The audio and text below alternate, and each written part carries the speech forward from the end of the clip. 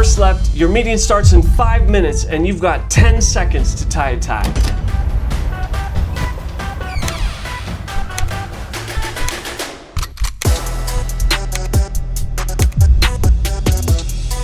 This incredibly fast knot is the 10-second knot. It's basically the speed run of necktie tying. Let's tie it all together with number 6 in the top 50 knots. I feel the need for speed.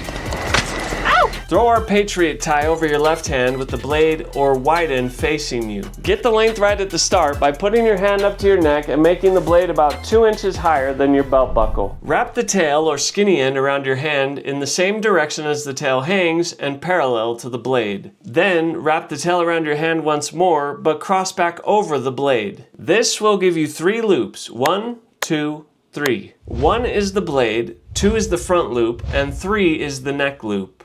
Finish the front loop by crossing 2 over 3 and 1.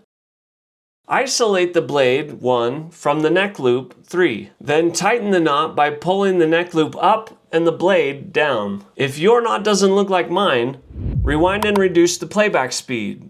Also, you'll hear what I sound like on medication. When it does look like mine, drop a fire comment so I can give you a high five. Finally, loosen the neck loop to get ready for your neck. Throw the neck loop over your neck and shimmy it under your collar. Cinch the knot by pulling down on the tail and nudging the knot up to your handsome neck. Voila! Now you can look sharp in 10 seconds flat.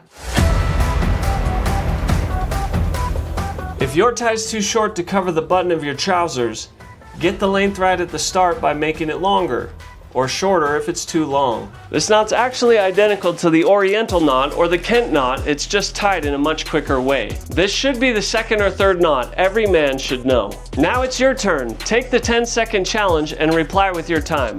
It only takes 10 seconds to crush a man's ambitions.